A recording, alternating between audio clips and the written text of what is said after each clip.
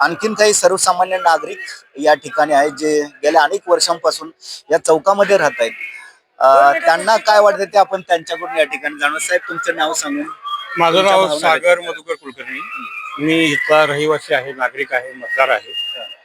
हे गेले 15 वर्षापासून हे आमच्या सर्व नागरिकांचं इथे एक स्वप्न होतं की पुण्यश्लोक राजमाता अहिल्यादेवी होळकरांचा इथे एक पुतळा उभा करावा. हे नंतर मग निर्णय झाला. माताजींचे पुतळे सगळे असे हातात महादेवाची प्रभुदेवाची पिंडी घेतलेले पुतळे आहेत. पण तो माताजींचा जो एक लढाऊ बाणा आहे, त्यांनी जे राज्य केलं, त्यांनी जे जनतेचे राज्य निर्माण करून दिलं, तर तो लढाऊ बाणा कुठेतरी हा आज नागरिक स्त्री शक्तीचा एक जागृती म्हणून, तो लढाऊ बाणा सन्मान म्हणून स्त्री शक्तीचा कुठेतरी तो एक जागृत लढाऊ बाणा दिसणं गरजेचं आहे. मग आमच्या सर्वांच्या चर्चेतून हा अहिल्यादेवींचा जो असा तलवार घेतलेला 21 फुटी लढाऊ बाणाचा जो घोड्यावरती स्वार असलेला पुतळा आहे, तो आमच्या सर्वांच्या संमतीने तो एक फायनल झाला. आज 15 वर्षाच्या अथक प्रयत्नानंतर, सर्व नागरिकांच्या सर्वांच्या प्रयत्नानंतर, सर्वांच्या मतीने, ह्यामध्ये सर्वांचा सहभाग आहे, नागरिकांचा अभूतपूर्व सहभाग आहे. तर या सर्वांच्या सहभागातून हा पुतळा, हे जे स्वप्न आम्ही सर्वांनी पाहिलं होतं ते आज आपल्या डोळ्यासमोर आहे. अत्यंत आनंद होतोय. आणि पुण्यश्लोक अहिल्यादेवी ह्या इथं आमच्या समोर आज विराजमान होतात. राज्याचे मुख्यमंत्री सन्माननीय आदरणीय देवेंद्र फडणवीस हे येऊन उद्या या पुतळ्याचं लोकार्पण करणार आहेत.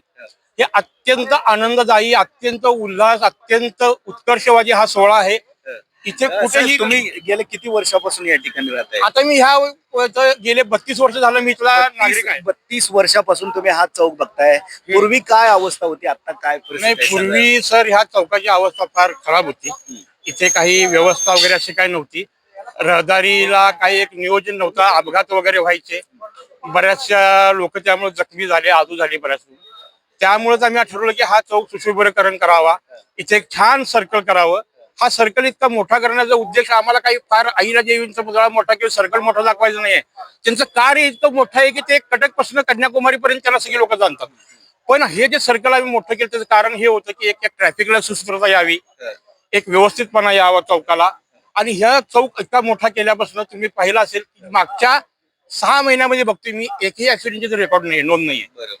म्हणजे सुटसुटीतपणा झाला, कारण इथे 8 रस्ते भेटतात. त्यामुळं नागरिकांना एक व्यवस्थित सुटसुटीतपणा झाला.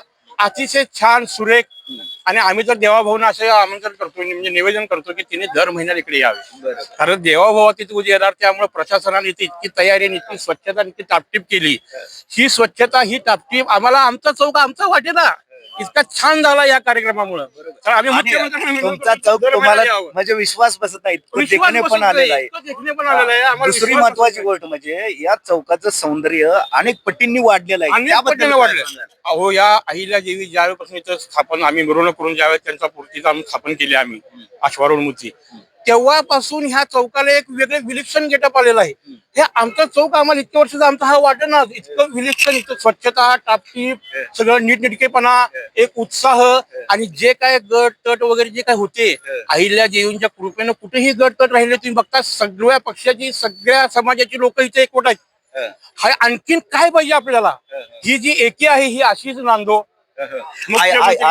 या चौकामुळे आणि अहिल्यादेवींच्या पुतळ्यामुळे कायदा, सुव्यवस्था आणि शांतता सुरळीत झाली असं तुम्हाला म्हणायचंय? अहो, त्यांच्या नुसत्या येण्याच्या पाऊल खुणेनं इथं कायदा, शांतता, सुव्यवस्था, स्वच्छ तुम्ही पाहताय, तुम्ही दाखवा लोकांना, मीडियाला दिसू दे की किती टापटेपणा झाला, किती छान झाले. मग अशी जर नुसतं त्यांच्या येण्याच्या चाहूल जर इतकी एकी, इतकी शांतता, इतका आनंद, इतकं प्रेम, इतकं एक आपुलकी जर असेल, तर त्या सदैव इथं राहणार म्हणल्यावरती आमचा चौक हा महाराष्ट्रात नाव केल्याशिवाय राहणार नाही. या पुतळ्यामुळे अनेकांना जोडण्याचं काम झालेलं आहे आणि अनेकांची मन एकत्रित आलेली आहेत. काय सांगाल? या पुतळ्यामुळं सर्व जाती, धर्म, पंथ सगळी एकवट आलेली आहेत. सगळी त्या माऊलीच्या छत्रछायेखाली सगळी त्यांची लेकरू म्हणून एकत्र काम करत आहेत. इथे तुम्हाला कुठेही मतभेद, राजकारण, कुठे वेगळा पक्ष, कुठे वेगळी जात, कुठे वेगळा काही दिसणार नाही तुम्हाला. सर्व जाती धर्माच्या, 18 पगड जाती धर्माचे सर्व लोक इथं त्या मातेच्या पुत्र म्हणून त्यांच्या छत्रछायेखाली एकट्याने सगळी नांदतायत. इतका आनंद, इतका उत्साह ह्या चौकात आम्ही कधीही पाहिला नाही. कधी आम्हाला विश्वास बसत नाही की हा आपला चौक आहे का, इतकं छान इथं सगळं झालेलं आहे. तर मी एक नागरिक म्हणून इथला मी तमाम महाराष्ट्राच्या जनतेला आणि सांगलीकरांना एक आवाहन करतो की उद्याला मुख्यमंत्र्यांच्या हस्ते सकाळी 10 वाजता या पुतळ्याचं लोकार्पण होणार आहे, कार्यक्रम होणार आहे. तर आपण बहुसंख्येनं इथं सर्वांनी उपस्थित राहावं. आणि महिला भगिनींची अहिल्या देवींची चौल म्हणजे महिला नारी शक्ती. आमच्या वर्गातल्या आमच्या इथल्या स्त्रिया पुढे यायला लागल्या, शिकायला लागल्या, त्या राजकारणात यायला लागल्या, त्या नगरसेवक व्हायला लागल्या, महापौर पर्यंत झाल्या. या त्या मातीचीच कृपा आहे. तर नारी शक्ती म्हणून अहिल्या देवींची पाऊल ही फार चांगला आहे, स्वागतार्ह आहे आणि उत्साह आहे सगळ्यामध्ये. तुम्ही हा पाहताय, तुम्ही कुलकर्णी साहेबांनी एक अत्यंत महत्वाची गोष्ट सांगितली, ती म्हणजे पुण्यश्लोक लोकमाता राजमाता अहिल्यादेवी होळकर यांचं नाव या चौकाला दिल्यानंतर कशा पद्धतीने या चौकाचा आणि परिसराचा कायापालट झालेला आहे ते. आणि विशेष म्हणजे त्यांनी हे पण सांगितले की अहिल्यादेवी होळकर यांचा पुतळा या ठिकाणी उभा राहिल्यानंतर या भागामध्ये कायदा सुव्यवस्था आणि शांतता देखील या ठिकाणी सुरळीत झालेली आहे आणि सर्व जाती धर्माचे लोक गुण्या गोविंदानं या ठिकाणी नांदू लागलेले आहेत. याचा अर्थ असा नव्हे की पूर्वी त्यांच्यामध्ये भांडणं होती, पण एकमेकांची मनं जोडण्याचं काम या पुतळ्यामुळे झालेलं आहे. अशा अनेक नागरिकांच्या प्रतिक्रिया आपण या ठिकाणी घेणार आहोत. तुर्तास थांबूया.